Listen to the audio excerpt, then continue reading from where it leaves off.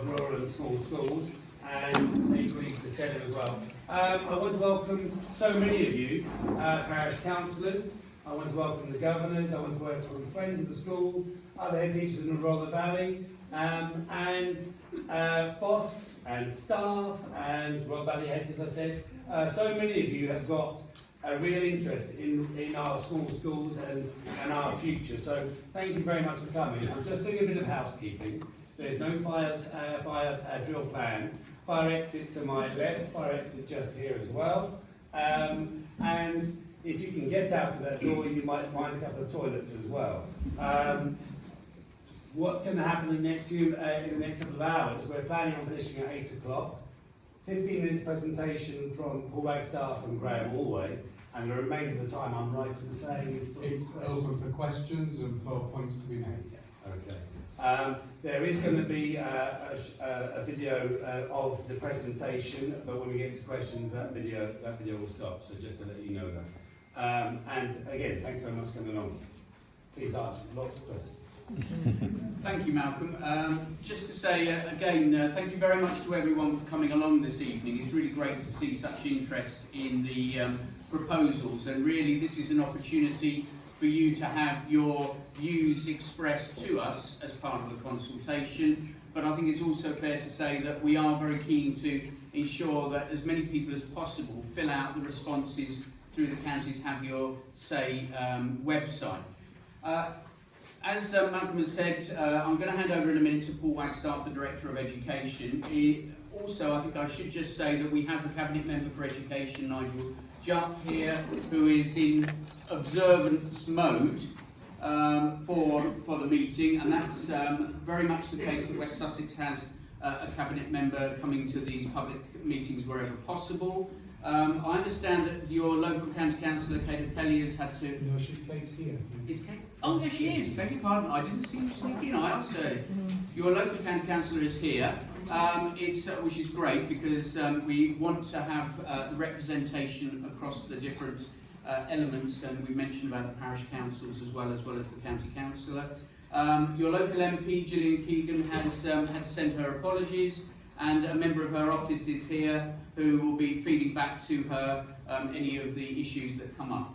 So as we were saying, what's going to be happening is we have a presentation that we've been running at the two previous events out there. We think that's probably around 10 to 15 minutes. If I can ask you to sort of hold your questions until the end of that, because what often happens is some of the information you're dying to ask us or views that you may wish to express are likely to come up as part of that.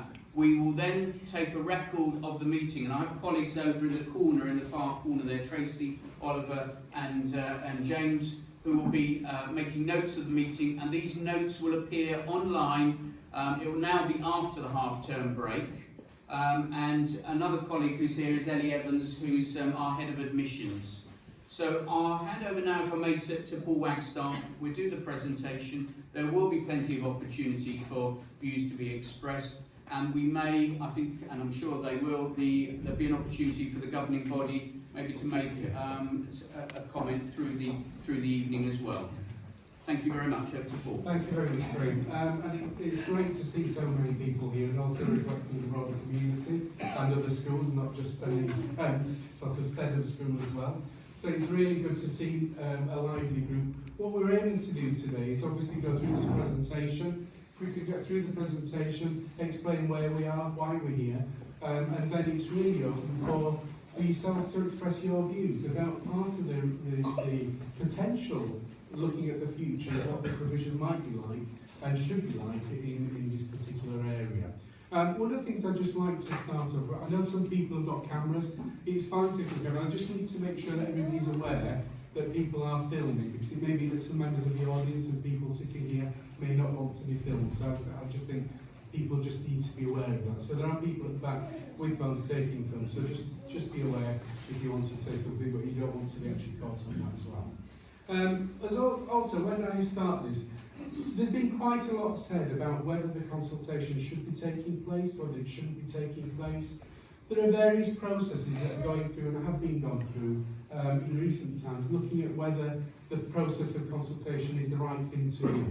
They're being dealt with through a statutory process. I think there's a letter with the council at the moment with a challenge. We went through council last week where there was a motion, and we've had the task and finish group today for anybody seen that. So today is very much about trying to hear your views about the potential future for education within this community.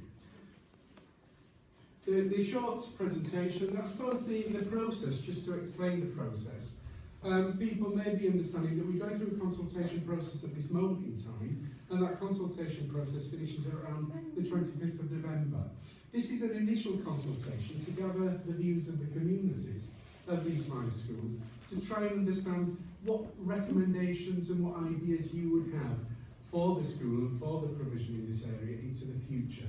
It's an informal consultation process which at the end of that time there may be some recommendations, and the recommendation may be to do nothing else, to continue as you are. It may be that the recommendation is to federate and to look at federations with other schools, and that will be fine. If any of the recommendations come through that then need to be looked at in relation to something that will require a statutory change to the school, which may be a merger or an amalgamation with another school, it may be a relocation of the school to a different site, or it may be a closure that requires a statutory change, there'll be a further consultation on that in the spring term. So all we are consulting about at this moment is actually what the options might be for the future. What are the consulting? And I think we've talked about that. We're looking at the provision within the areas to see whether the provision that is currently reflected in the area is the provision that is the best provision for that particular community, or whether there are any alternative ways of delivering the provision, which might be through merger, maybe through federating with other schools, and there may be the different ways of actually resourcing that. And also what we're aiming to do then is through that consultation process, is by the end of the consultation in November, is to put together a report with recommendations which will go through to select committee, and the select committee will then challenge, take that under scrutiny, and then advise the cabinet member about the next stage of what they feel ought to happen. Throughout this process, there's what we call a task and finish group, which is a selection of elected members who've been following this process through. And we've had 2 meetings, the second one was today, there will be a 3rd meeting in November to make sure that the consultation process has been done properly and fairly. The outcomes of that will be then to draw that community, the engagement, and also all the comments that people have made, to put those together. I think the issue that we also now have is actually how do you express your views? Well, you're expressing your views through this obviously meeting, but there's also the opportunity to express your views through the Have Your Say website, and we do have some paper copies of the questionnaire if people are unable to access that. And that questionnaire on the website asks for your views about the future of the school, and there is also a blank area where you can put other information in that you wish to do so. So you don't necessarily have to answer all the questions, you can go and use the free text to add anything else you have. We've had 2 of these meetings so far, one at Angmering Secondary School and one at Warningley Primary School. This is the 3rd. We have 2 further ones after the holiday. So the principals consultation, what we're aiming to do as part of this is to secure really the best educational provision for our children and young people across the county. We also know that the needs of all our children need to be at the centre of anything that we're doing. And we're also aware that schools need to be educational and financially stable into the future. Within that, we also know how challenging it can be for some small schools to manage their resources and to be able to provide what they want to provide within the resources that they currently get. And then very much the resources that they receive around making the provision right is based on the number of children that are in the school. For some small schools, and we know we've picked this up, they're extremely challenging times, because some schools, where you have low numbers and you have limited resource coming in, to try and be able to meet the broad range of children's needs, plus the diverse curriculum that you have to create and deliver, is quite challenging. Also, trying to actually get the right staffing and the leadership in quite limited resources is difficult as well. Schools, what we need to do also within this is to ensure that we've got sufficient places across the county that will enable parents to have the ability to exert a preference, but also that's actually where we have surplus provision, we're able to manage that provision well. And certainly we have a number of small schools where numbers are in decline. Some schools that are well below their capacity, and in some cases we've got children going to the school from a long distance away, but yet children who live close to the school aren't necessarily choosing to go to that school. So what we're trying to do is to better understand, and the whole purpose of this consultation is to try to better understand not just from parents of the school, which are very important to hear those stories, but for people who are not parents of this school, who may actually be within the community, to try and understand from your perspective what could change and what might be better that may be able to entice you into getting the best provision here as well. The key thing for us is to ensure that we've also got the best structures in place for schools, because we're very committed and passionate that actually what we have now is best for our children now, but it's no good just thinking about the now. We have to think into the future as well, because the schools need to be sustainable into the future for future generations coming through, and that's quite clearly important. And where a school is struggling and where the future is looking quite challenging, it's important that we have those discussions early rather than too late, so that there are a range of options can be explored to help that school move forward, rather than find them in a particular position where they're not able to find an option to actually help them survive.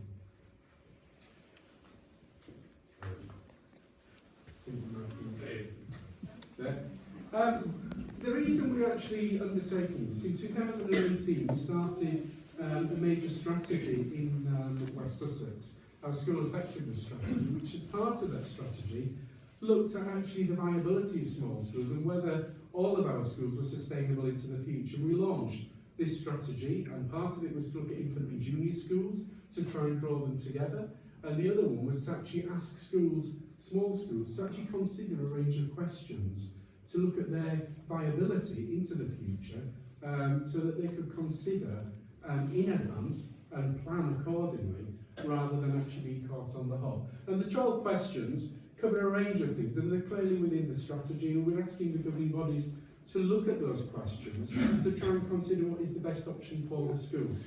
They actually cover, and the number of pupils enrolled, future projections are also part of the discussion that we're having, and also the percentage of children who travel in from outside a catchment area compared with those who actually live within the boundaries of the parish and actually attend other schools. What we're also looking at is the different challenges facing schools that are in these groups of schools. And what we have now, we have 5 schools that we're looking at, and some of those issues may be relevant for Stedham, but not all of those issues will be relevant for Stedham. Some of those issues will be relevant in other schools, but I think the commonality of some of these is that the schools that we're talking with now are schools that are actually struggling to capture enrolment from children who actually live within the catchment area. So therefore, most of these schools are heavily reliant on children travelling distances to get to the school rather than actually living locally. And so what we wanted to do is try and explore that with the community to understand why.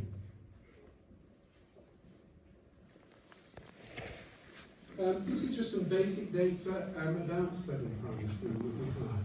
And this is taken from census data.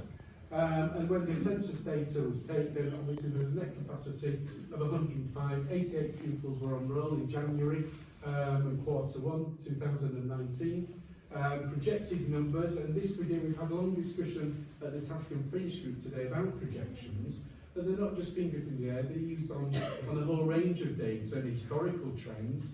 The perception is that they're looking possibly at maybe being 76 by 2022. That may not actually follow through, there may be far more than that, there may be fewer than that. But these are based on historical trends into Stedham and also historical trends in terms of people moving into area and the number of children that will be sort of seeking education in an area like this. The Ofsted inspection 2018 was good. At the time of the census, there were no children with EHCPs, educational health and care plans, and there were 1% of the children who had pupil premium. And pupil premium, for those people who are unaware, that's pupil premium is an additional funding that goes to children and families who may be deemed to be disadvantaged. And the percentage, and the two bottom figures, the percentage of pupils who travel in from outside the catchment area is 77%. So the children within the school, about 77% of them travel from outside the catchment area. But the percentage of pupils who live within the catchment area, who are actually plotted there on the graphs, on the maps, who actually attend this school is only 20%. So there are 80% of children who live in the area of the catchment of the school who don't attend this school.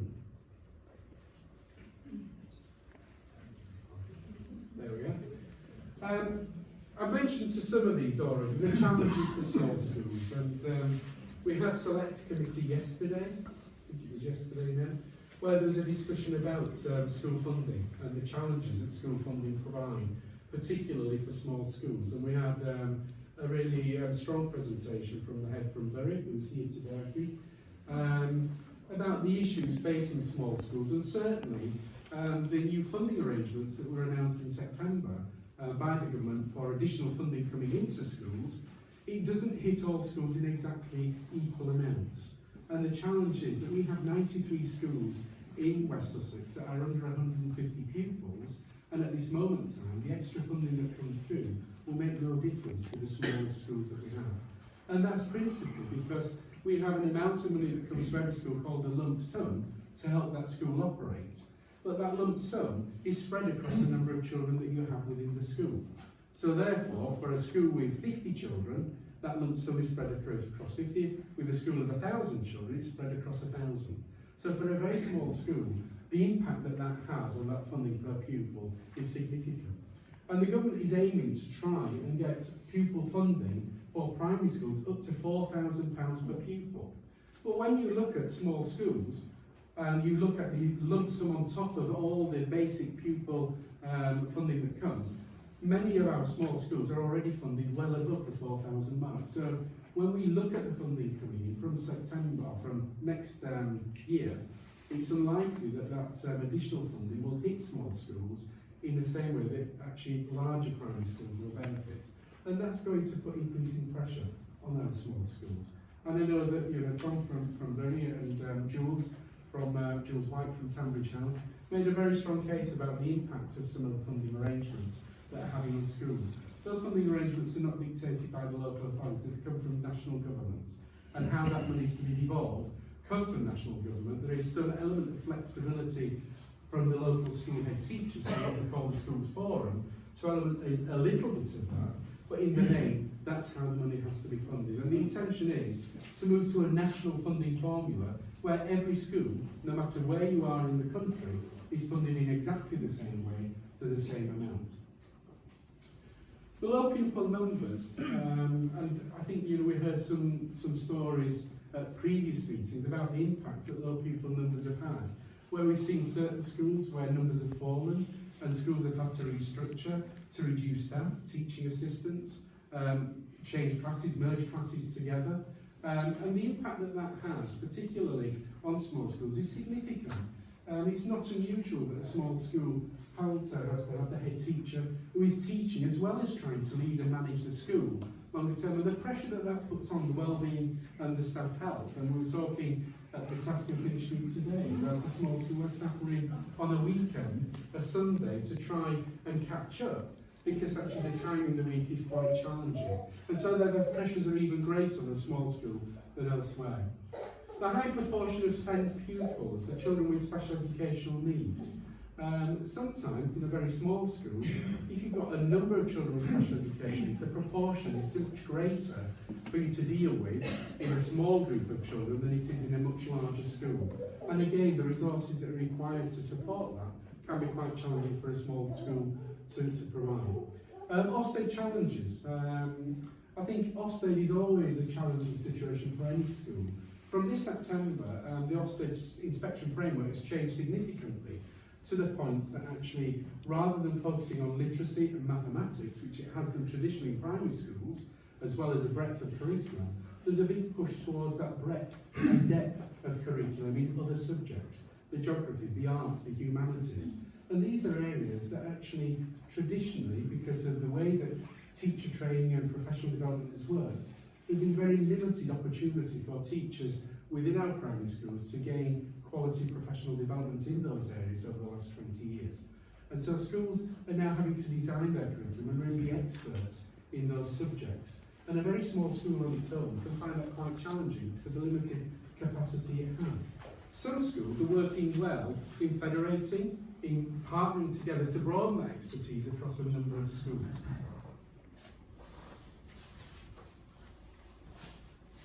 The key areas that we want to know about from yourselves, and this is where we're here now, really.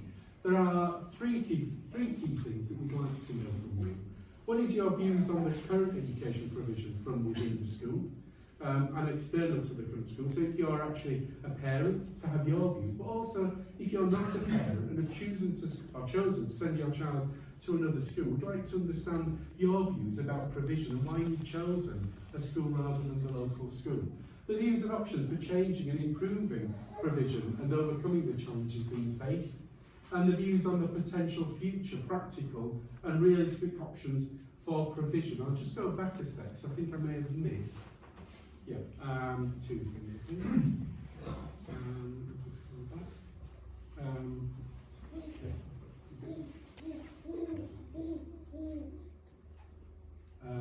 Yeah, we've got there. Just wanted to talk through what the options are that we're actually discussing and consulting on. And it's, there's been a lot of misunderstanding out there in the community that actually we're consulting on closure of this school, and that's not the case.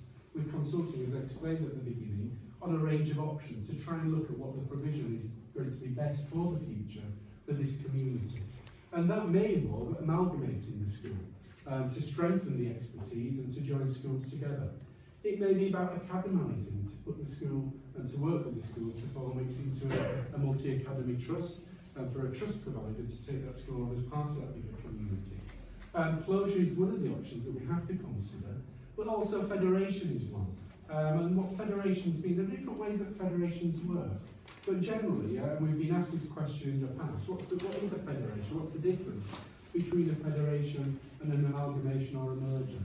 In general, federations still have separate schools with their own characteristics, but often a shared governance structure and often a shared head teacher that oversees 2 or 3 schools.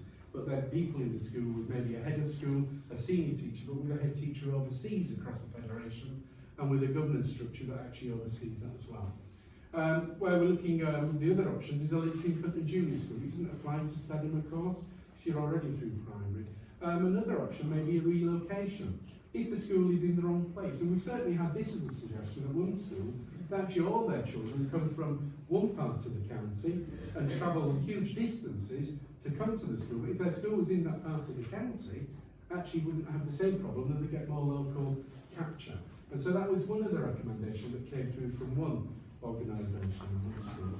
And the other would be no change. So therefore, I've put an asterisk next to no change because the Cabinet Member for Education made this point at the last select committee that actually if the school and if the recommendation is for a no change, there would really need to be a justification in terms of a robust plan for how the school is going to increase the number of students within the school over a longer term, particularly from the local community, so that the school on its own was sustainable and financially viable, not just next year or the year after, but into the longer term. And then we go back to the key questions that so that's the end of my inputs. What we're doing now is to try and open the floor. And what I would ask is that if people could raise their hands to ask a question, we will invite the Vice Chair of Governors to have their input at some point during the course of today. But if people would like to ask a question or make a point, if people can put their hand up so that we can actually make sure that people can be heard so that not everybody's talking at the same time. And similarly, that actually can make sure we've got a breadth of coverage and we don't miss people. Would you like to start? Yes. Well, can I make 2 short points? One is, I don't know if you're aware that the village is due to expand by 18 houses just right behind the school in the next few years. And I'm sure that a lot of those people will want children who want to come to an open school. And my second point was I just want to take you up on your comment about SEM provision, because actually I did a master's in SEM, and I would say, as far as advising a parent children with a lot of difficulties, not all of them. I would say whatever you do, if you can, find a small, nurturing school. And, Yeah.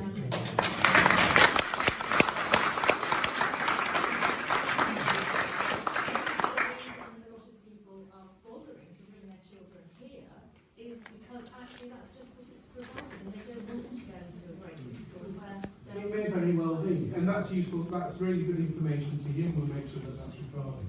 Yes.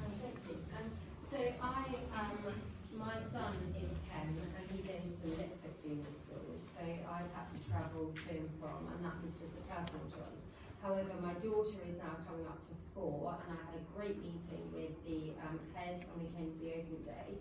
And there's been lots of different things said. We're dairy farmers, so we're very much countrified, literally just over the 272 on 700 acres of dairy farm. Really want to work in the community. A little bit kind of confused. Lots of stuff was said on BBC Radio Sussex. I don't know if anyone heard it today about school closures, saying that Stedham was one of those schools that were due to close. So obviously that's something that everybody that I think is wanting to come here needs to sort of realise. So for me, I would really, really love a little bit more community work, maybe. So honesty to and from, is the school, like Tilly's going to be 4 in 3 days, 4 days time? Are we still going to like put her into school? What happens if the school closes? I know that's a big concern of everybody's. And also working with the community, I think it's massively important for so many people. My son went to Lickford because he wasn't massively academic and they really pushed for it, whereas Tilly is a little bit more forceful. So I think this school would be amazing for her because it's so more close, and like you said, if there is a child with specific needs, then they work at it. So what could we do, is what I'm asking, I guess, is as a community, what could we do, myself and everybody else in this room, to really push for the school to, 1, stay open, because that's a concern, and 2, to really let it flourish. Like, if you were to tell us what we could do, I'm sure everyone in this room would really do something, and if we all did one little thing, then that becomes a really big thing. Thank you. About BBC Sussex and obviously the issue of closure, there's a lot of misunderstanding. I was on the radio yesterday morning making the point that we were not consulting other than a broad consultation on a range of options. But sometimes people have picked up on that one particular option. But as you saw the options earlier on, we're looking at a range of options to see what's the best fit for the community. I personally believe that it's like we've all got something to give. So we're dairy farmers, you know, we've got the ability to have children able to look at where their food comes from. I'm sure there's someone in this room that has something else that they could give in the community, that they could see where something else comes from. I'm not saying that that's the big one and end all, but actually if we work as a community together, then we could all teach our children, however big or small that our classrooms are, we could all teach so much more than just what it's about. And actually, it is how I love the idea of the children coming here and just learning together, working together, and having that ability to just grow in a community, which I think if we really push this community, then surely we have a leg to stand on. If we don't, absolutely, I take your point and I absolutely agree. I think the schools is part of the heart of the community. And certainly Sarah and Malcolm, I'm sure, will want to pick this up for how the community can be involved in that way. I think one of the key things that is facing schools within the community is actually for children who live within the community to be part of that process. And what we're saying, and the data we're showing earlier, is that the vast majority, well, the majority, 70% of the children who come to this school are from outside that community. And what's that got to do with anything, Paul? Why is that a negative? Because you misunderstand this area. This is a rural area. I can see people all around this room who send their children to other schools in other villages. And that factor is not, I know you said earlier, Graham, that it was a factor in the 12 key questions. It's not one of your key questions. You haven't made that case. Michael, obviously I did ask if people could raise their hand. Absolutely. But when you make a point like that. I'll come back to that. I made that point. Next. Focus an awful lot on concern is that it's going to put people off applying to the school. Yes. Damaging effect.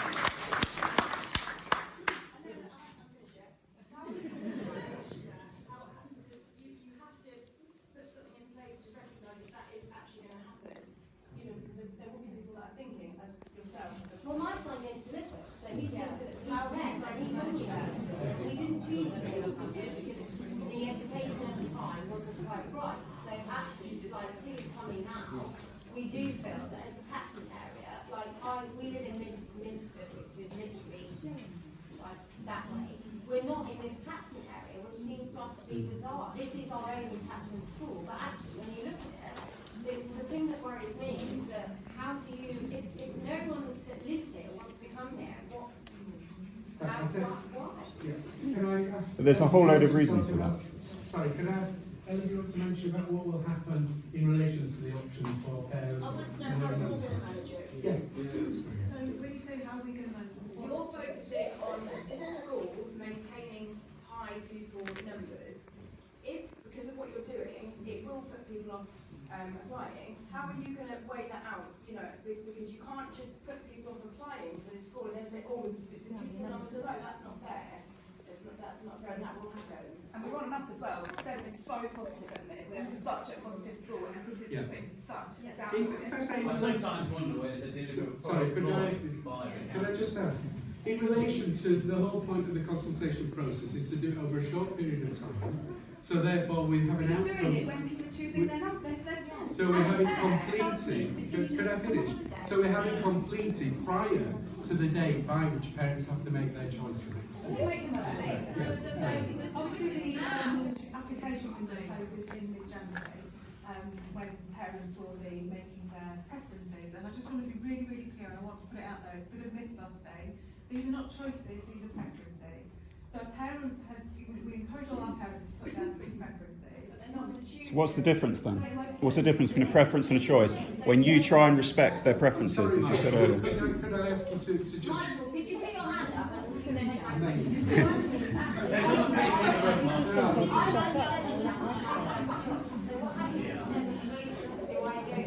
Do I get like the second choice? So we aim to meet one of 3 preferences, and we aim to meet the first preference. That's how we go about But it. you're highlighting on the site when you do the admissions that we're in consultation, that it's off-putting So for we parents. put an asterisk. No, you haven't, it's a banner, I've been on To there. say that it's actually open to consultation. Yeah, It's but meant is to that be- not putting If we people hadn't off? have done that, then we would have been accused of being disingenuous. How are they consultating?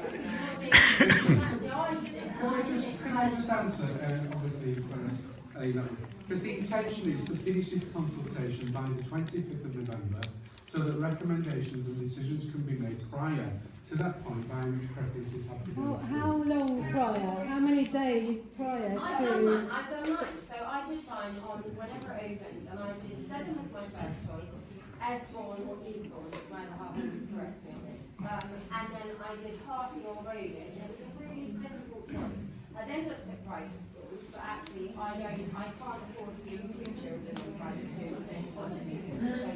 So how do I then, if I put Stedham down as my first choice and it's shut, then what do I do? Do I get my second choice? Yeah, I don't know. If we could, there may be other questions about options, so we may come back to that. Lady over here. Okay, I'm so listening at the moment. you're saying that you're ending this consultation in plenty of time for people to get their choices. But what percentage of people get their choices in now, and what percentage of people get their choices in right at the end? Yeah, quite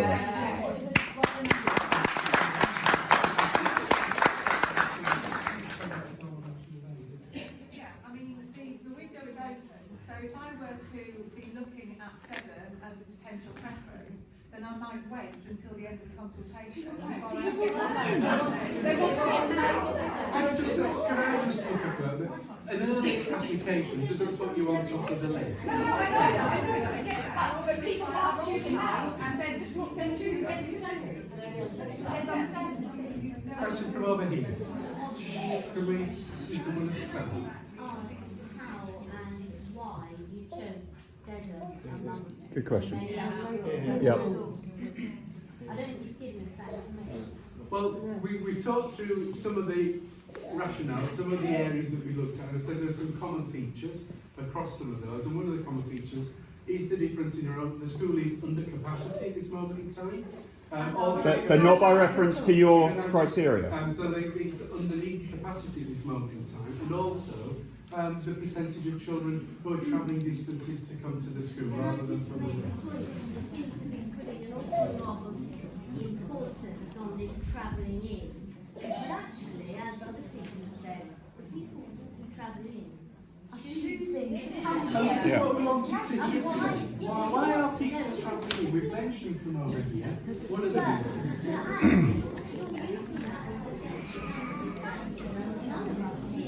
Believe it is.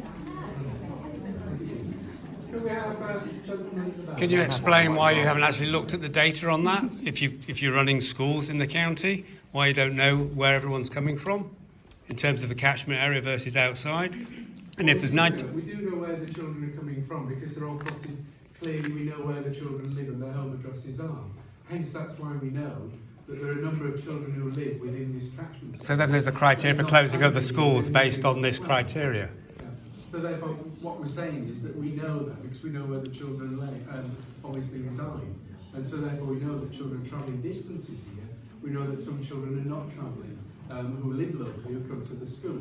We also know that the school is not full to its capacity, and therefore it would be wrong for us not to actually have an open conversation with the broader community to try and see what might be the future and the potential options for the school moving forward. Could we, Michael, you want to say something? So you keep saying the school is not at capacity, but do you know what the capacity of the school is? So 105 maximum capacity, 84% occupied. Your own 12 key questions refer to 75% as being the threshold. Why do you keep referring to that as a negative? It's a positive. So if you had undertaken an objective impact assessment, you would have shown that as a green against Stedham, because we are above the minimum threshold, which you yourselves have specified. And that is consistent. That's consistent across a number of areas. There's consistent across a number of themes.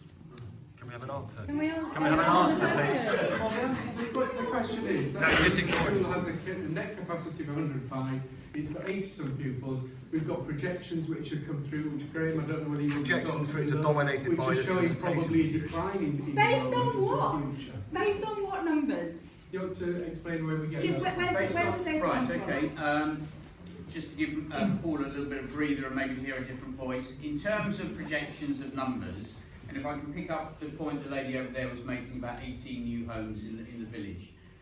When we look at pupil numbers for any of the particular schools, we're using that based around the numbers of families and the population in the immediate area, the trends that have been about who's been attending, whether they're coming from inside or outside of the area, what the first and second and third preferences are to get an understanding of that. New houses, often people think that will suddenly bring loads of new children. Now, across the southeast of England, so not just West Sussex, the approach that most local authorities take is 1,000 houses generates 30 children per year of entry. So we're talking obviously in terms of 18, it's a very small number that are likely to come from it. So what we're doing, and part of the approach about looking at this is, our approach is saying that we feel there are reasons to look at why is it large numbers of children coming from outside. And we've heard some reasons, but I think we ought to hear maybe some others. And we're also very aware that there's only 20% of the children in the local area that attend. Now, I did hear over here a lady saying, but that's because they all go private. Well, it may be they all go private, but we ought to be able to hear Don't you know from that you. information though? We don't hold details on who goes to the private school. We know how many children are Sorry guys, 2 minutes. It's I'm somewhere. community midwife from Midhurst. I know what the birth rate data is here. I've been here for 10 years. I have the data from St Richard's Hospital. The birth rates are stable and actually increasing, and especially in this postcode area. So you're predicting falling numbers is actually a lie. We know it's going to be rising. We've got new houses coming to the area. So your projected numbers and our projected finances based on those numbers are all inaccurate, and you're giving people false information. And absolutely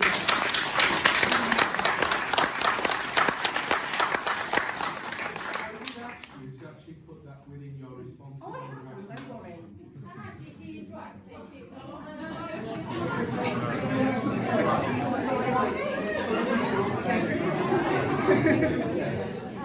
So you're about people travelling from out of Catford to here. So we live just up by the Half Moon.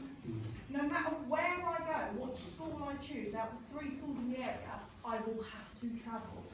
So it's not a case of whether that. Do you not think that people that choose to travel actually choose this school because genuinely it's the best one out of the 3? Right, so those are the kinds of comments we need to hear.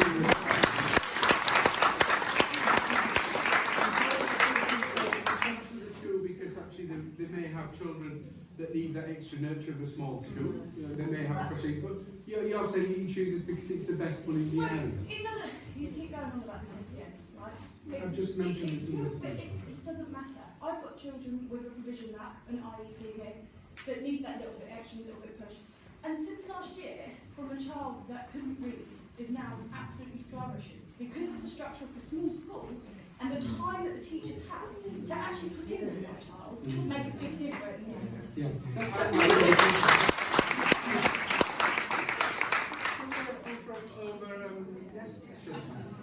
While we're talking about pupil numbers, if the school was at full capacity, how much difference would that make? In other words, by your criteria, would it then be viable? Or is this actually a red herring? Where you're saying you could fill the school and you'd still be under consultation? Okay, I think that's a very good point, because in terms of what is the magic number that suddenly means a school is viable or not viable, we have been having conversations with schools across West Sussex for probably 12 to 18 months in a variety of contexts, many of which have been small schools, below 150 pupils, many of which have also been 2 or 3 form of entry schools, which is 420 or 630. It is not a factor that just because you are a 3 form entry school of 630 pupils that you are necessarily financially breaking even on your budget because of how the school organises itself, how the governing body organises the provision, the numbers of teachers, the support staff and so forth, because so much of the funding for the school comes on that number of pupils. So if the numbers of pupils increase, that will provide some extra funding for how it be organised within this school. But the governing body, and what we've heard for many months, is West Sussex. The level of funding for schools within West Sussex is towards the bottom end of the national table. But it is about the challenges for all schools. How are they going to meet the needs of the children when they're not running at full or near full capacity? So this is a query really. It'd be interesting to hear from your governing body about how they feel they're able to manage the resources of the school with the numbers on roll that they are. If they were to continue as they were or to reduce, is that a concern to the governing body? Because they have a responsibility to ensure how they manage the finances. So I'm sure they'll be priming themselves for commenting on this later. But it isn't just if you get to a magic 100, you're suddenly in credit. It is about any numbers of pupils in the schools, what finance it brings, how the organisation goes with it. And it can be different as much in a small school as it is in a large school. There isn't a rule of thumb on this. And there are some schools that actually partner together to try and share resources and to try and make savings through a shared Headteacher, through shared Versa and administrative services behind. And where you have 2 schools, it may not bring a huge saving. Where you have 3, it may bring up a little bit more. In terms of federation, might be an option that might help the school in terms of structuring how it manages its finances within the limited resources it has. There's a gentleman at the back and then the lady. I'll come to you next. If I start with the gentleman at the back. On your survey online, it asked the question, in your opinion, is this school financially viable? Now, as a cohort here, I doubt very many of us have actually seen the financial state of the school. Do you think that's a leading question on that questionnaire to make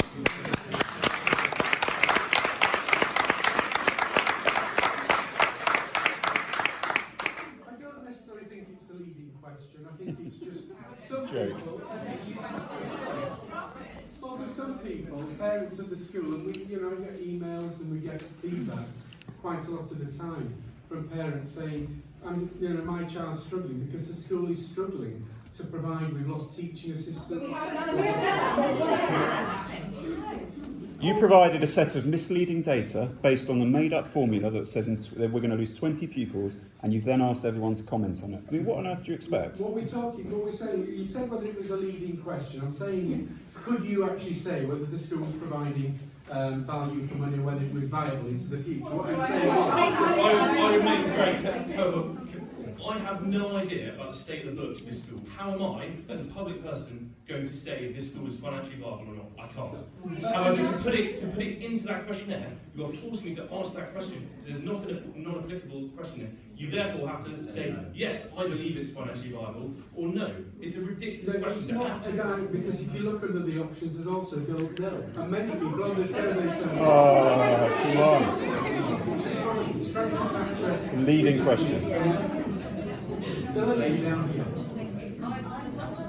Sorry, we may not have the data statistics for the financial sorry, I don't think you can hear.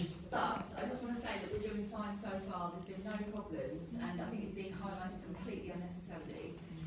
Also, I want to touch on my son coming to this school. So he came from a school that you'll be very familiar with, Rumbleswick.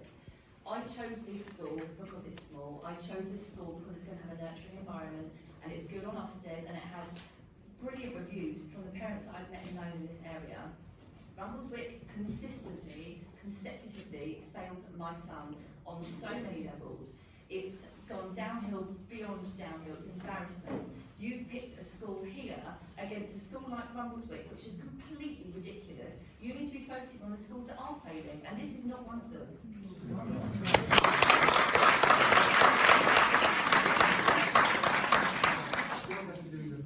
Oh yeah, maybe. Can I go to the lady that's back in the doorway? I'll try and. We travel 8.6 miles into school every day, so that's nearly 4 journeys with a 5-month-old baby. I do that because I choose to come here, and it's the right school for my daughter. Our catchment area school is oversubscribed. I've spoken with the Headteacher out of curiosity. He was able to take on 15 children. The admissions team gave him 20. Why is it about cramming children in? I really feel like that's all it's about. So, obviously you've chosen particularly to come to this school. What is it that's about Stedham that's why you've chosen to come here? Small village school, so it was more bespoke learning, and if she could get more, felt like she could get more attention, and it was right for her. I don't want her to go to a big school, and I feel like I'm going to be left with that only option. So your catchment school is a bigger school? Well, we need Chichester. Right, yeah. Thank you. Can we do the gentleman there and then the lady in the grey top there? Looking at this screen up here, by the way, just like I said, I've had 2 children that have come to the school, and it's a fabulous school, and I live in this village, and we definitely want the school to stay, obviously. But looking at that screen up there, key areas we wish to know. So if I walked into this meeting now and looked at that screen, because you've used the word provision a lot as well during this meeting, which is kind of, it's a word, isn't it, I suppose. But how's anybody supposed to actually comment on views on the current education provision from within and external to this kind of school? So if you're not a teacher, or if you don't know what the curriculum is, how could you make comments on that? And actually that word provision, I think, is just being overused. And I think the focus on those, these areas we wish to know. I'm not sure you can ask somebody externally to comment on the education provision. Well, I think what we've had already this evening is that people have chosen the school as parents because they want their child to come to this school because of the provision and the quality that they receive. That's what I think. There may be some people who have made that choice in the same way that the lady over here made the choice not to send their child to a school in Chichester because she wasn't happy with that provision and decided to come here. But there may be other people within the community who have actually looked at the provision and felt, actually, I don't want my child to go to that school. I want the bigger school because they'll explore a whole range of broader relationships. That's a matter of choice, isn't it? I know. If I just What I'm trying to explain is that the word provision, people have said and expressed why they want to come to this school. Yeah. There may be some people, and it may be, and I don't know whether we have anybody within the audience who has children within the area but have chosen not to send the children to this school. It'd be useful to understand why you've made your choice to send them elsewhere. So, can I, Oh, sorry, anyway, sorry. Can we take the lady in grey, and then I think the other lady in grey, and then that lady there, and then we'll reassess who other questions. So over to you first. It's just to say my daughter had terrible trouble with confidence when she was a little girl. So I chose this school even though I live 200 metres from Easebourne School because she needed this nurturing. Thank you. And again, that's the kind of story we're picking up from a number of people. And can I just say, not just from the teachers, but the community inside the school, the older children, nurture the younger children. Yeah.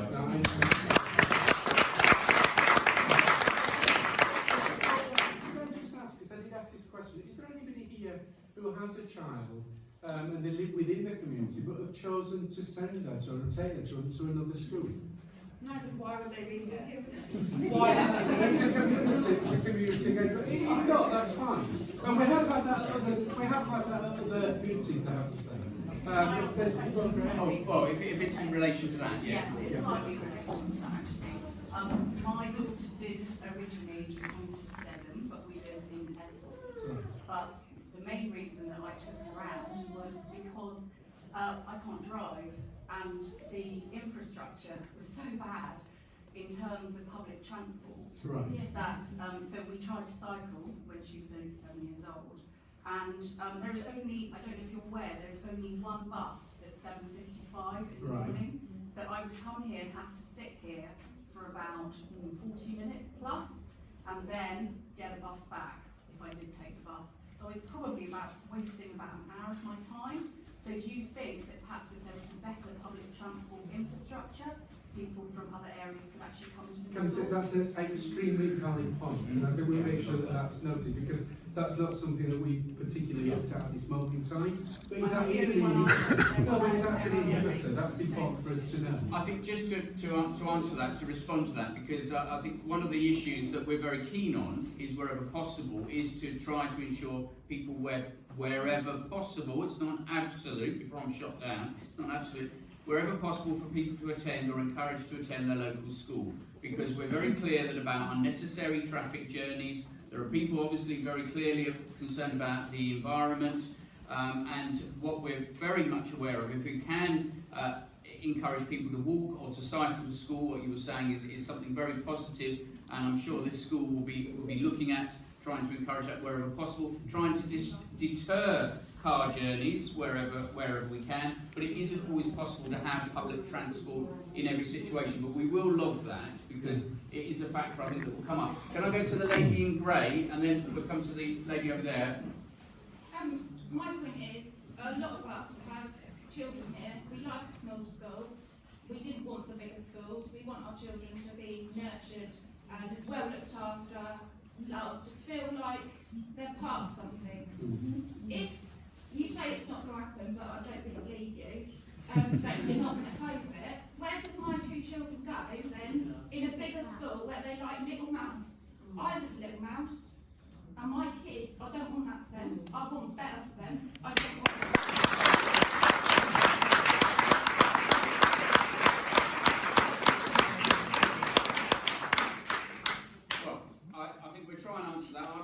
whether Ellie wants to add to that. One of the factors that we've obviously got to take account of, and I think we certainly have looked at what places are available in the overall locality, because that is something that we always need to have regard to. That isn't as a result of saying this school is going to close. Do you know if it's going to? Is it on your list? There is no list. There is no list.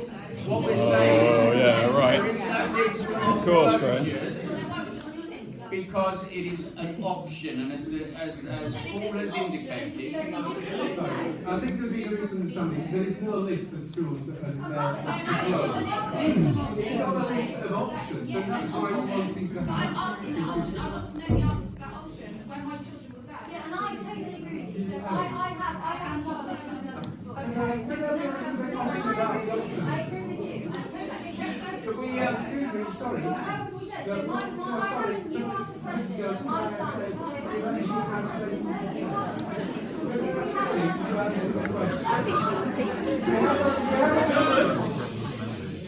We have a parent who's asked a question. He's right that Ellie gets the chance to be able to offer you what the options might be. Well, answer the question. For that lady, answer the question. So, if that scenario played out, then obviously we'd work with parents to look at the places available, and we would ask you to express preferences again for other Stop being a schools. politician. And we would try to meet those preferences like we do in a normal round. So split up all the children from their friends. So,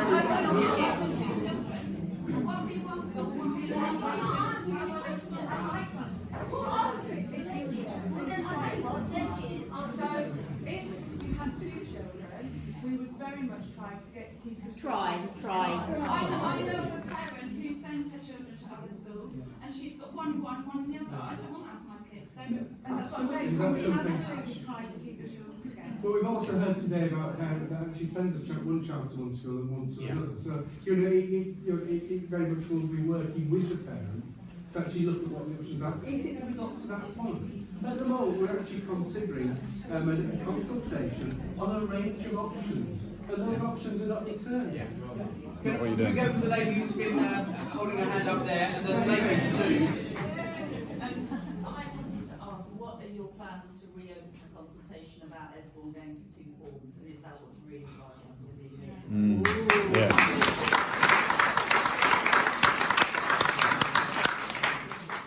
There are no current plans to reopen a consultation about Easebourne going to 2 form of entry.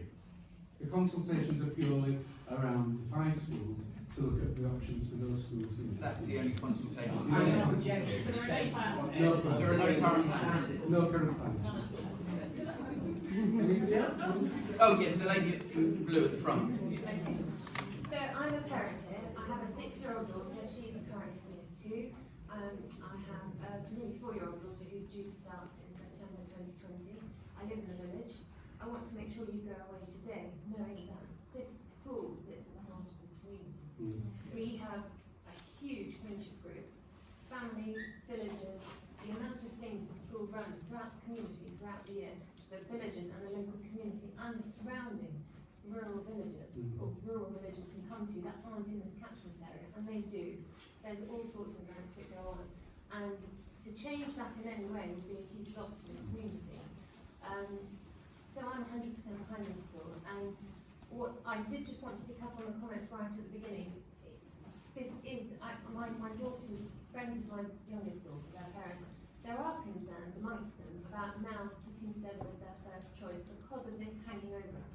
And what I think we need to hear from you is how are you going to publicly publish and acknowledge come next year in 2020 that as a direct result of holding this consultation at this point in the school year, you will have a direct effect on the numbers. Yeah.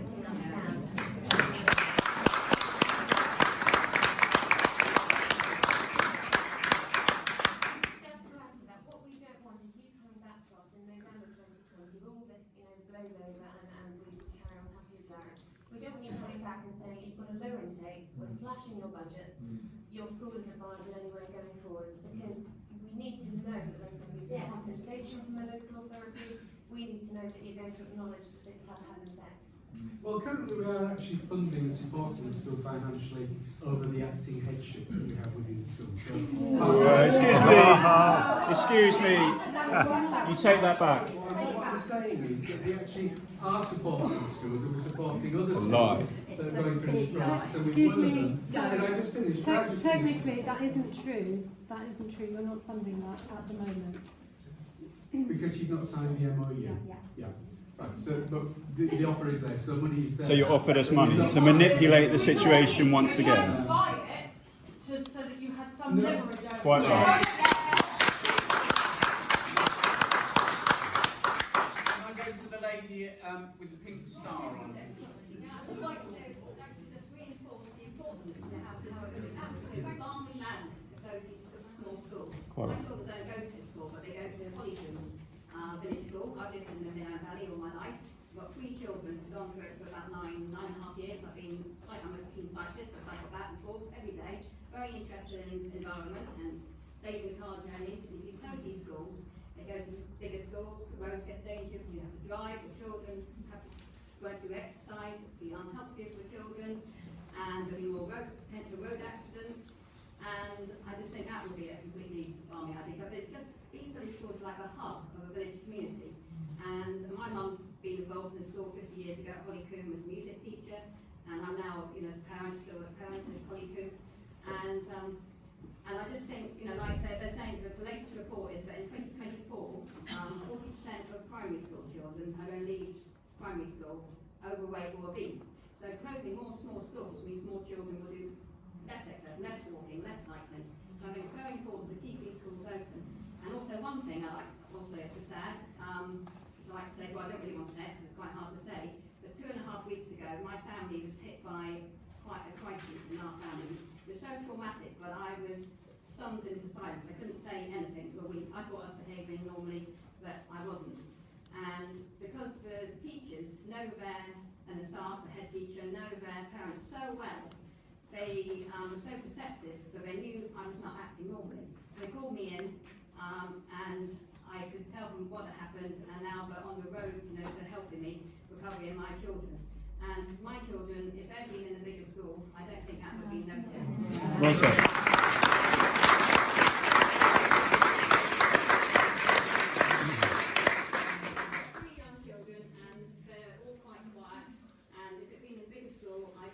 They would have been heard, and now the head teacher has been brilliant and he's helped us immensely, and we're in the middle of it now.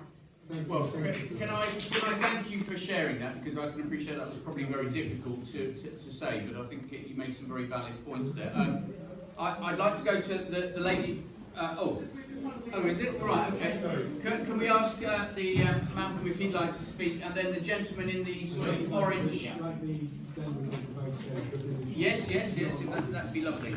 I just want to pick up on a couple of points that I made earlier on. So we've got some new parents in the school that came for open day. I like to think that they were impressed with our school. We worked incredibly hard to make the school as good as it can be. The staff working incredibly hard, the community working incredibly hard, the governors working incredibly hard. We have worked tirelessly to make the school as good as it can be. So now a parent looks on that to do the online application. Up flashes, this school is under consultation. Please can you reassure me? No, please can you give me your views, how you think as a parent that would make you feel, and whether you would actually take Let's Go for Stedham. Well done, because thank you. I met you on Well said, Malcolm.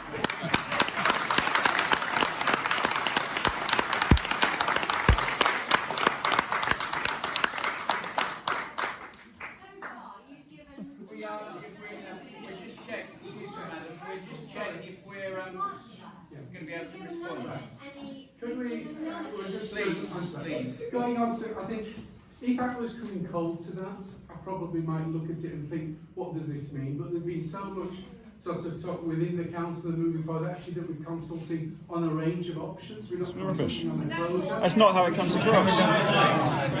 It's actually us encouraging parents to have their say.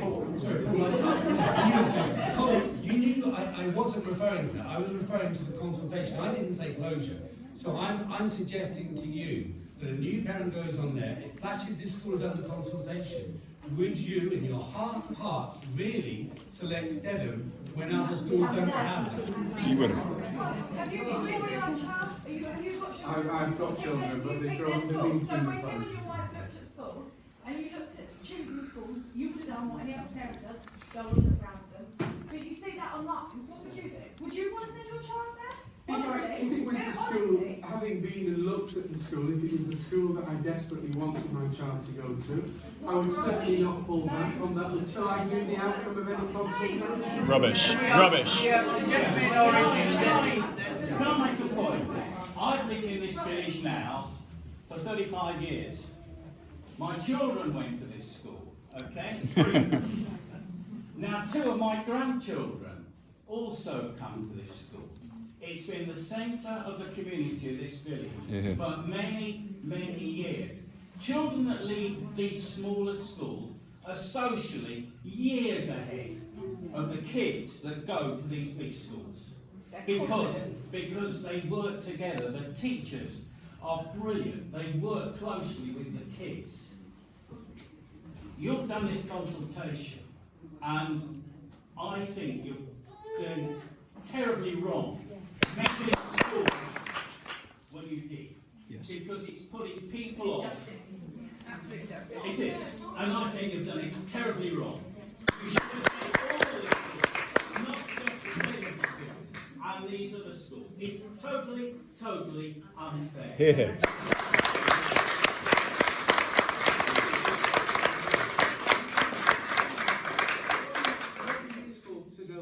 To have your views on obviously school, but also what the options, whether the governors have been discussing what options might be feasible. Yeah, I'm very happy to go over that in a second. I just wanted to go back to something that Ellie said about why you've got that banner when people apply for school places, and you said that you would be potentially accused of misleading parents. But if this is just a nice little chat about potential future things that might be happening. If it's not about closure, then surely nobody's going to be worried about Take it off, yeah. Take it off. If you don't have a legal requirement to have it there, please take it off. I mean, the thing is, we're damned if we do, we're damned if we don't. And that. But you're causing massive harm. You're causing us massive harm.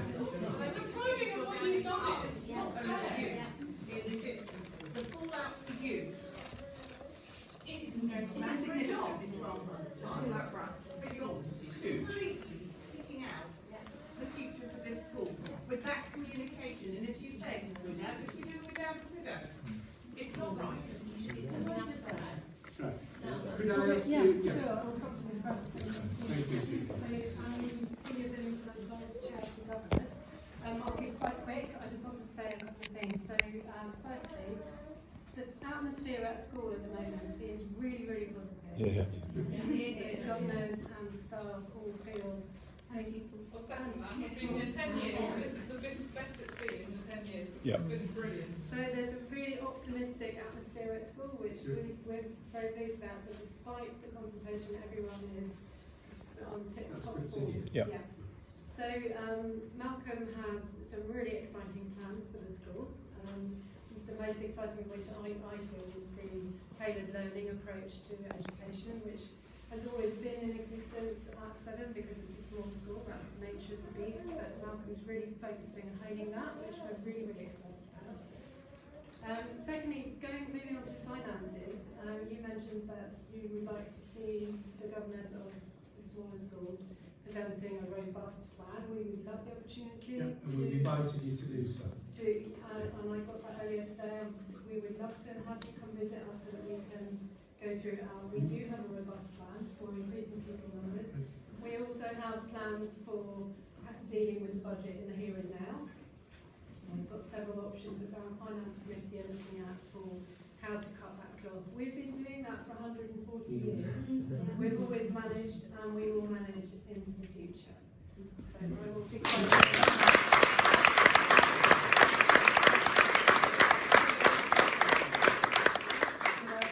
because one of the issues that I know that schools have been looking at in the past is actually trying to partnership and work with other schools and around federating and potentially looking at partners. How has that gone? So, we've actually made some really good connections with several schools in the area.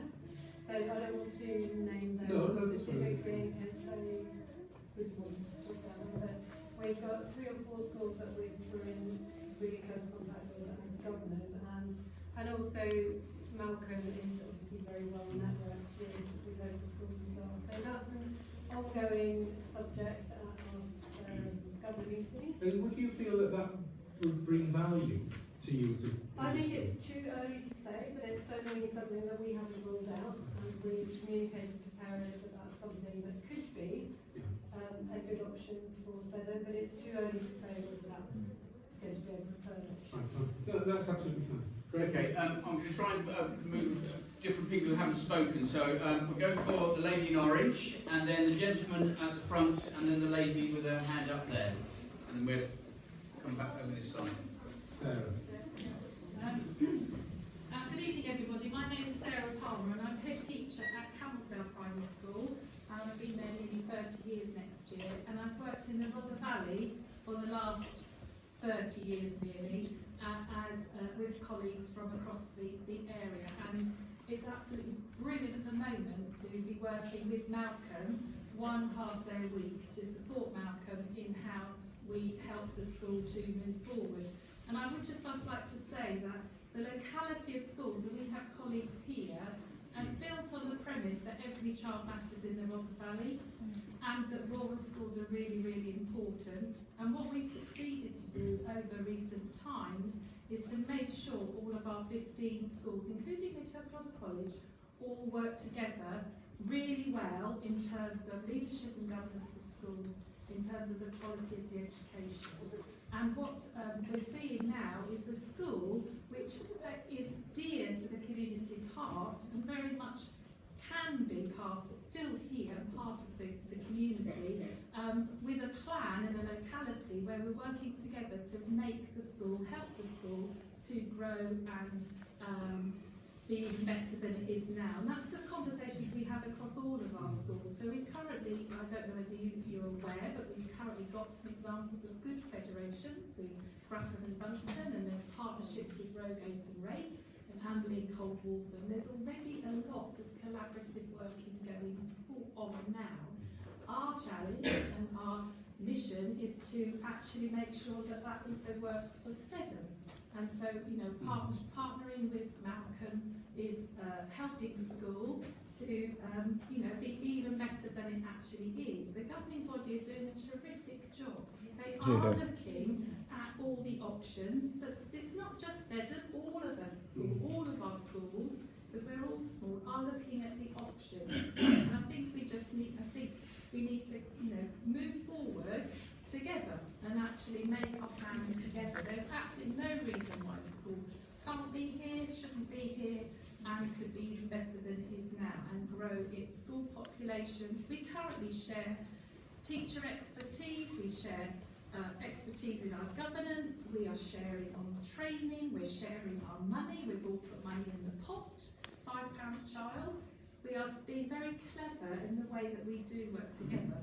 And from my point of view, you know, been here a long time, seen lots of things happen, there's absolutely no reason why you great people can't have a fantastic school like you've got now in 20, 30, 140 years' time. Our job is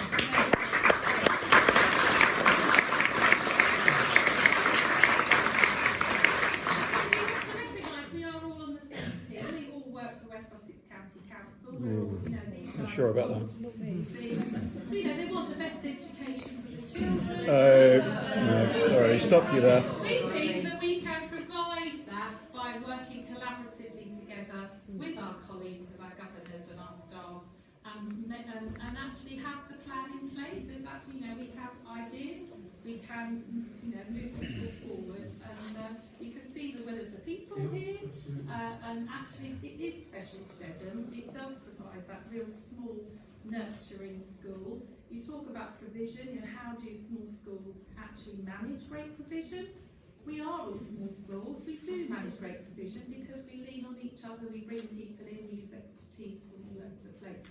The Ofsted framework does talk about high quality provision. All of us want high quality provision for our schools. The trick is about how we creatively do that. And actually, we've got really good expertise in the patch from very dedicated staff and governors and head teachers who can make that happen for your children.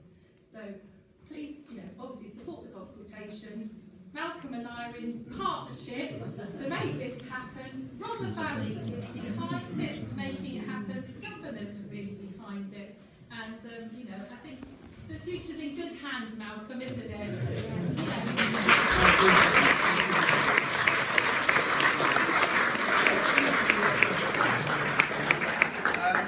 We had two more, the gentleman there and then the lady back on there, if we may. Two more. John Hills, I've been a resident of this village for 83 years plus.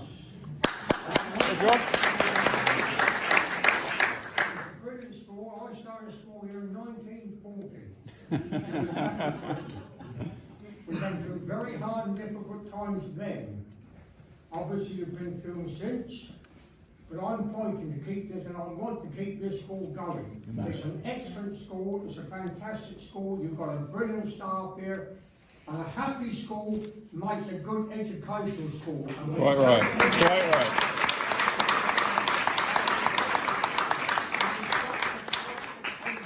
You mustn't let this go. This village's had 3 shops, a post office, a welllight, blacksmith, bakehouse, 3 working farms, 2 haulage companies, and a bus company. The post office, 2 pubs. There's 1 pub, the Warden Memorial Hall, the church, and the school there, and the sports facility. The whole lot's gone. We cannot afford to stand up and let it lose.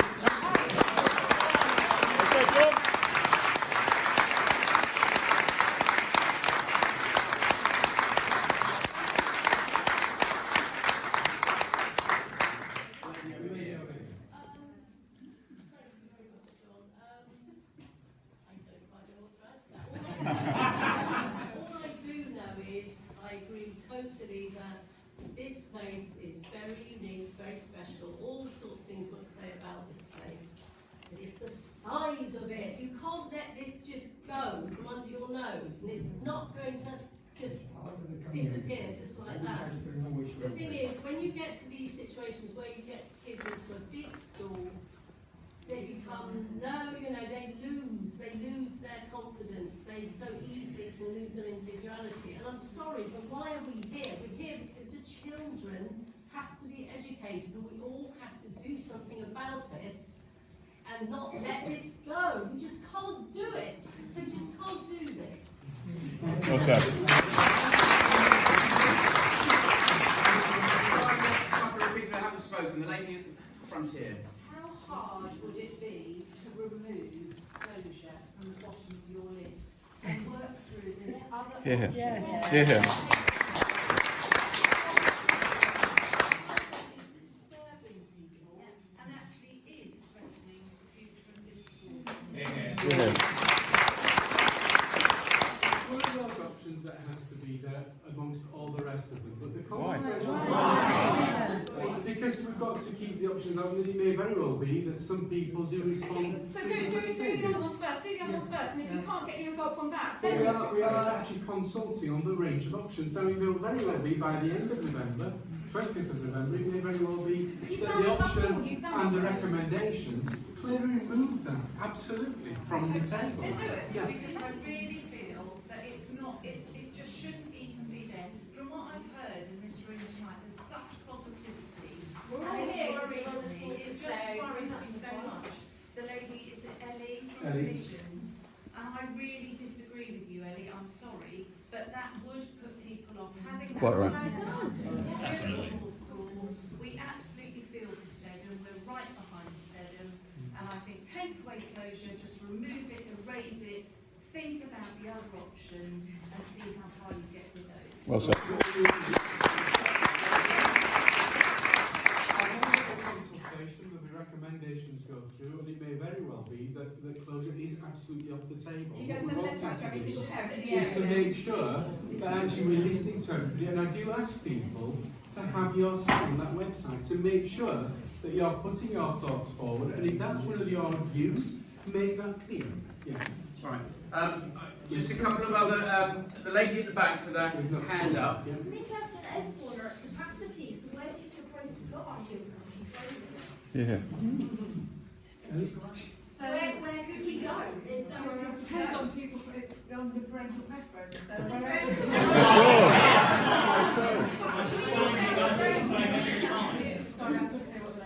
We live down the road from Midhurst. We chose to send our daughter here for all the reasons, the nurturing, and it's proved dividends.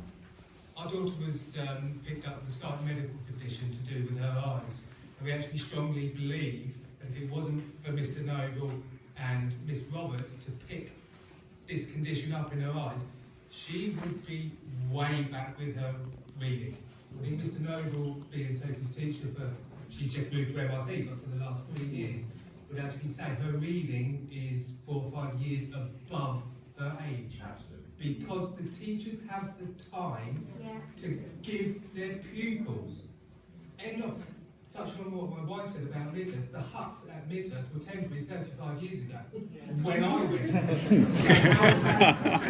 How can Midhurst grow to... It can't. Yeah, Midhurst aren't growing to cope with them. Easebourne School.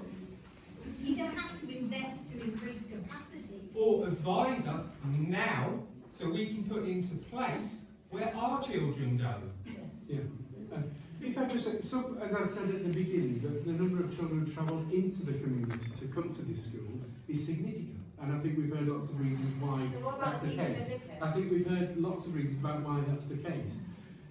Some of those parents may not, if for example, they may not go to Easebourne or Midhurst because it may be that other schools are accessible to them. So there would not be an assumption that actually, okay, Easebourne and Midhurst are full, therefore there's not capacity in a broader way.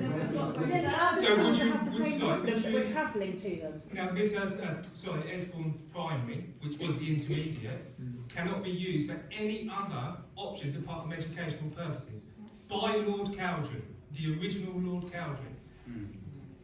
So you've automatically ruled out.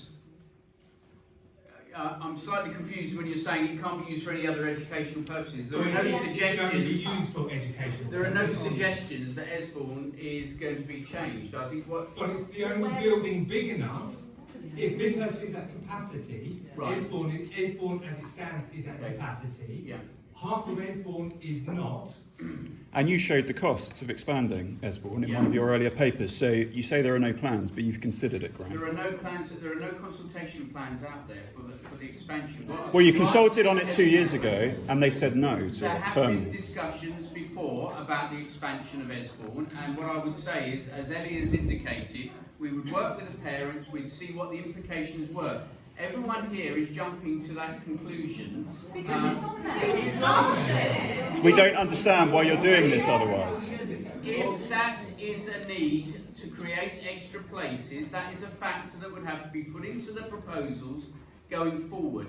So we would be able to say, if there was a decision to say there was no longer a need here, or there wasn't an argument for providing education here, and there weren't other opportunities, as the Governor has already indicated, to look at that, then the County Council would have to find places at other schools for the children. Well, not necessarily at cost, because it depends on whether that would require capital expenditure to create extra places. If it was creating staff, there's a whole different issue about moving staff around. Now, what I want to try and do a couple of other questions, then I'm going to come back to Celia to finish. Did you still want to come back? I have just one very specific question. Oh, right, Sorry, okay. going back to the banner that's on the application for places. You said earlier, Ellie, that there's going to be a window after we know the result of this initial part of the consultation, whether there's going to be significant change recommended for this school. A window between that decision being made and the applications closing on the 15th of January. How big is that window going to actually be? How many days are we talking about? So the consultation finished on the 25th of November and it's the 15th, I think, of January. Yeah, but there's no decision going to be made until There is a January. select committee and obviously a cabinet decision. The cabinet member is not due to make a decision until January. Not November, January. There's a select committee in December. But that's scrutiny, not a decision. The scrutiny, and that will put forward their recommendation. Yes, I know how the system works, but the decision... Jumping ahead, No, I want to know what's going to happen. Because it may very well be that the outcome of this consultation is that there is no change. Yes, but we won't know until... We will know that there is no change. Will you remove the banner then if you say there's going to be no change? If there is no change, or there is the response comes through, the recommendation is maybe greater partnerships with other schools. But we won't know that until January. And January is the same month that people stop applying for places. So you've hijacked the whole of that period. Yes, quite right.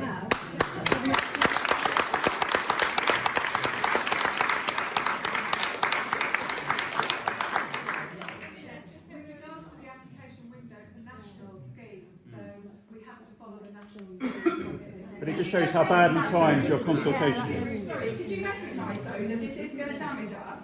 So, you know, but these are always reviewed, and if it's reviewed in 2 years' time, that'll be 2 years' time that our numbers have gone down, and we come under scrutiny again, it'll be because of this. Yes. And that's not fair. I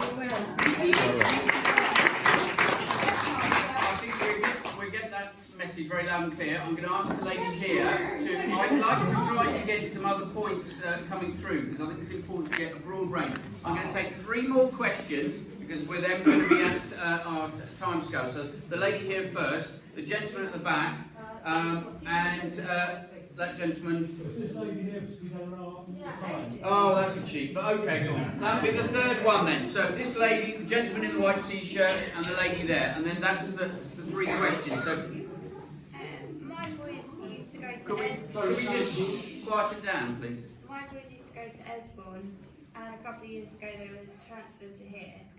And the difference in the boys, I think most parents here would know, who knew my boys, from the moment they came here to where they are now, is there's massive, phenomenal difference, and that is down to the teaching staff here. Now, if this school was to close and they were to go back to Easebourne or whatever school, but I feel like they would go backwards again. They've had such a turbulent life, and this school has been a massive effect on them, the nurturing and everything else, that I feel that if they were to go to anywhere, and I'm sure all the other parents feel the same way, that you're actually putting detriment onto our children's future and their education. And I don't see how you can help or solve that if you as close the school. Okay. Well, I mean, it's very hard to respond to that other than to say thank you for sort of sharing that, because I think one of the things that we are very clearly about is trying to hear what the impact of any of these possible options might be, and I think you've spoken very clearly about what that would be. With SEN, because you can't put every child in a large school and expect them to thrive, because I know for one my son would not. I think we'd like to think that children with special educational needs will be catered for in all schools, and I think... Oh. So you're just ignoring the views, Graham, are you? You're ignoring the views. Yes, a few points I want to make. Firstly, I'd be interested in what the county council, as the local authority responsible for education, have done prior to this situation arising. What have you actually done to prevent Stedham getting to the point where you have to consult on all these options?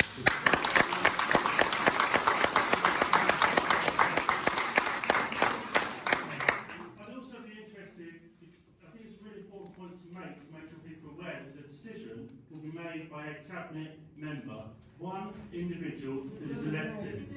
He's here, brilliant. He's here and he's listening. What support and advice from a professional or from education is available to support that cabinet member to be able to advise him on all the things that are being mentioned this evening, so that the decision is made and is advised properly, not just some officer paper that's created? And who is able to advise the cabinet member with regards to all the issues around social, emotional, mental well-being of our children, which is a big issue now, and it's a very big part of school life, and that is what keeps coming up from every person in this room. It's about social, emotional well-being, and it isn't in your report. Quite right.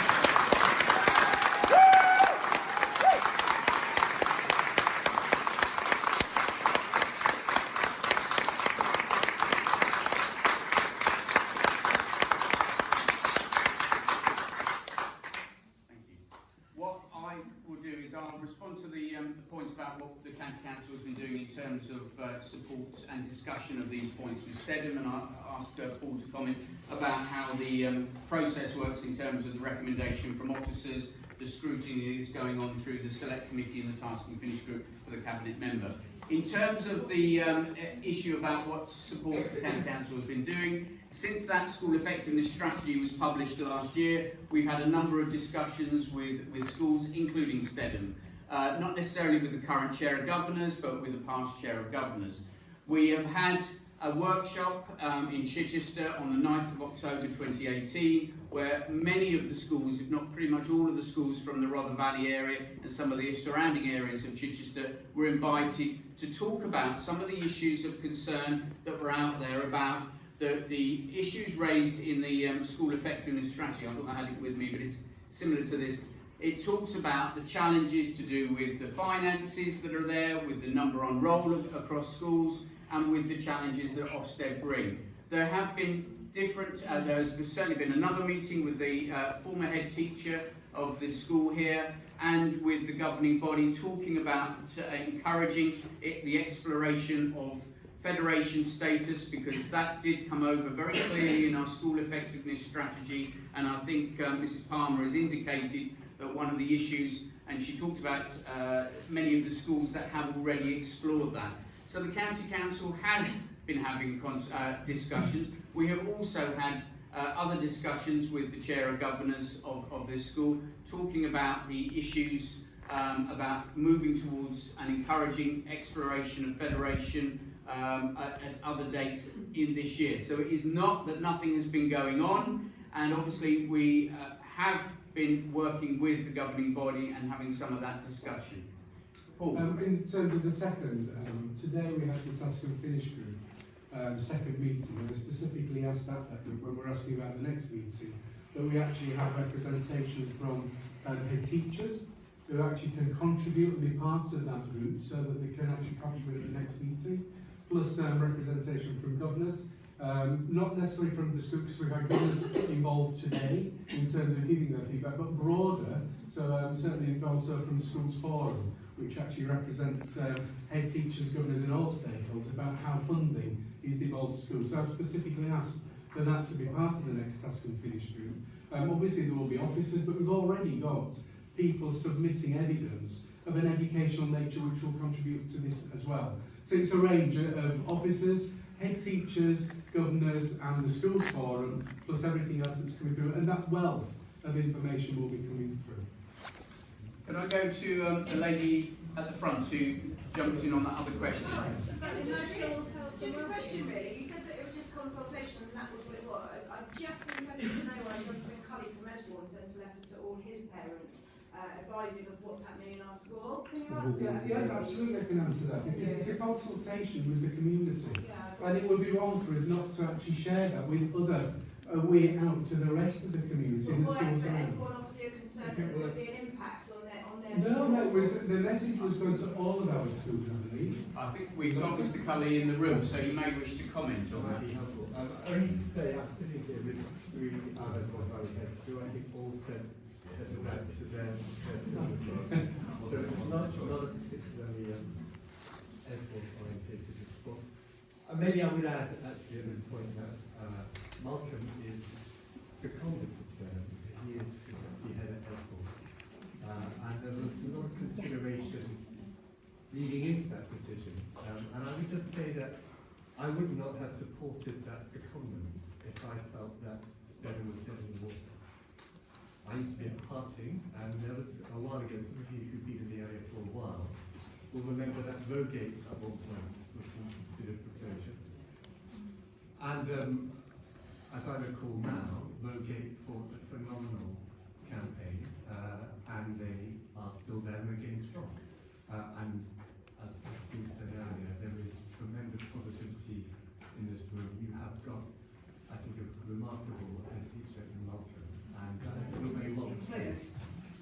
So I would just like to reassure you that if I would not have agreed to Malcolm being seconded to Stedham if I didn't think you had a very strong case.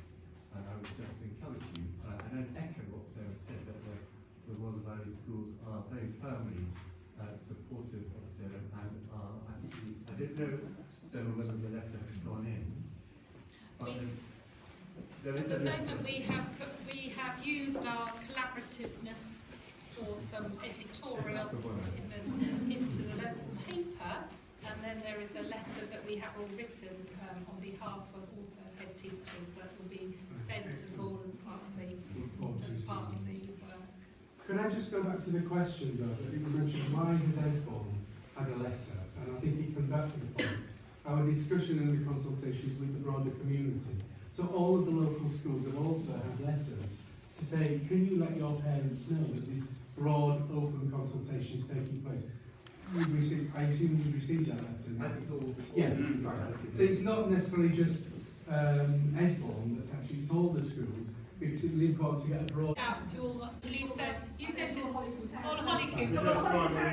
So it was done, it is a locality, because we work together so well, it was about everybody having to say, you know, support or give your view about the future of one of our schools in our Rother Valley family. So we very much work together as a family of schools. I would just quickly say I'm a newcomer to West Sussex as a head teacher, and I'm a newcomer to Rother Valley. It's a fantastic family of schools, and we're here, all of us, the head teachers here this evening, because we're passionate about schools in the local area. We're just as passionate about Stedham as we are about our own schools, and we're here to be part of the team around Stedham. Thank you very much.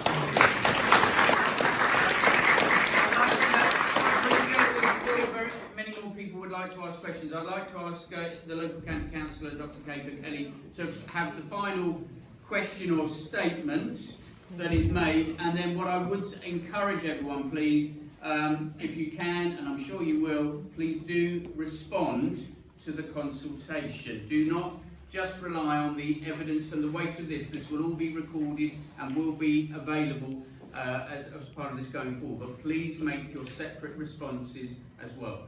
Thank you very much. And I think that was the point that was made today, wasn't it, of Task and Finish Group, that don't be put off by some of the technical questions, get through it, put don't know, and actually definitely do the free text. So what I wanted to say was really part of your presentation, and I was just thinking ahead to the next presentation at Compton and the other school. You talk about the challenges to small schools, and the things that we've heard this evening is that everybody has a small school really close to their heart, because we all know the value and what that really means, a small school where everybody's known. And that really doesn't come over, that you understand that. When you read it, you read about the challenges, you don't, so we've heard it from everyone, but you said you had 93 schools that were under 150. Now, they are 53 under 150. So I'm thinking, because of the next stage, it's such an impact on the community to get to this consultation stage. So the bar should be incredibly high, and I'd like to hear more from you about how much you really value these schools and these communities. They'll be never the same again. We had that amazing testimony from is it John, who's, and the fact that it's been here for so many years, it really means a lot. So we need to have a really high bar to go through this process. We certainly think that's from how people have felt today. I really appreciate that, Kate, and certainly we'll bear that in mind and follow that through. Certainly, the passion and the feeling. One last thing. Because, you know, as a parent of Hollycombe School, which I've been associated with for over 50 years, you know, another brilliant little school, and I'm so much support for this school. I'd just like to say that if the parents and governors of this school, I'm quite prepared to padlock myself to the gate and my bike.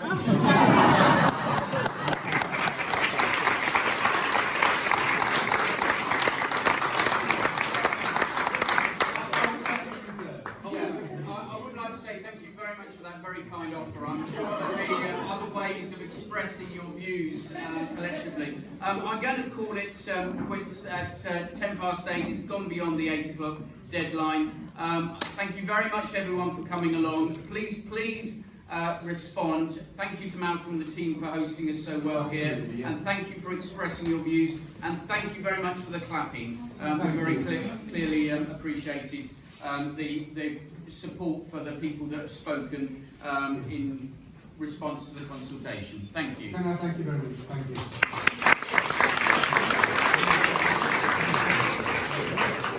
Just like to finish off saying thank you to Graham and to Paul for their time. They answered some of our questions, not all, but we have a little bit more understanding. We've certainly got things to consider. But I echo lots of these statements that have been shared around. This is a very, very special school. It's going to be here a long, long time.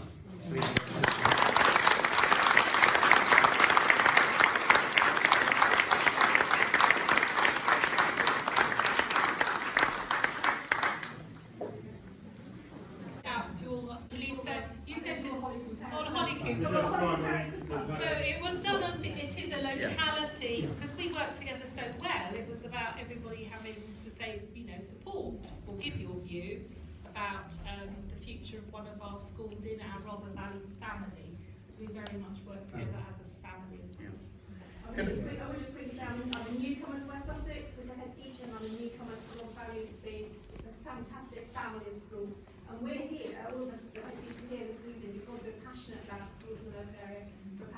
We're just as passionate about Stedham as we are about our own schools, and we're here to be part of the team around Stedham. Thank you very much.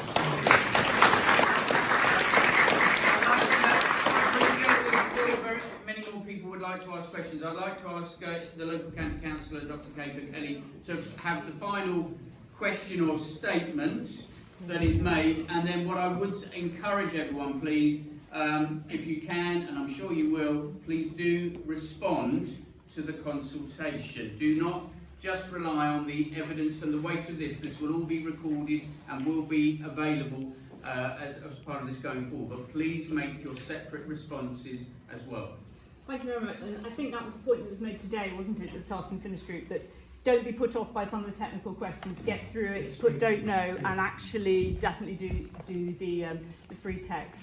So what I wanted to say was really part of your presentation, and I was just thinking ahead to the next presentation at Compton and the other school.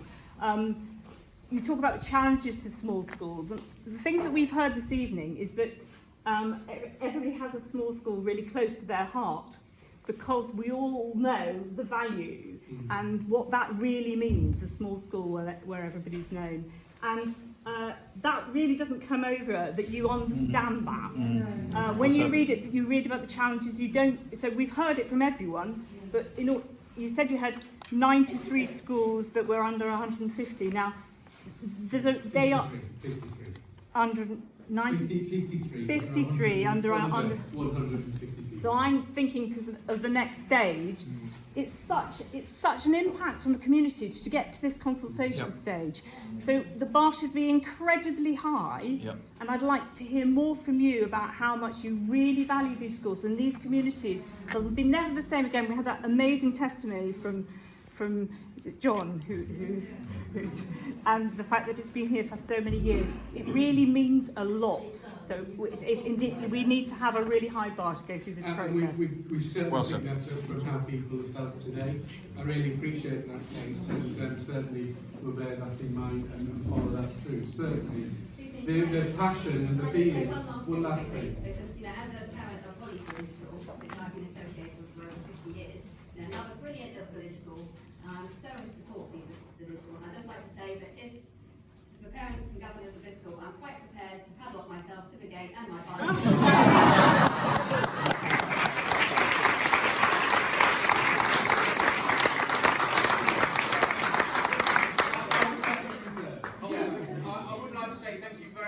Very kind offer. I'm sure there'll be other ways of expressing your views collectively. I'm going to call it quits at 8:10. It's gone beyond the 8 o'clock deadline. Thank you very much, everyone, for coming along. Please respond. Thank you to Malcolm and the team for hosting us so well here, and thank you for expressing your views, and thank you very much for the clapping. We very clearly appreciated the support for the people that have spoken in response to the consultation. Thank you. No, thank you very much. Thank you.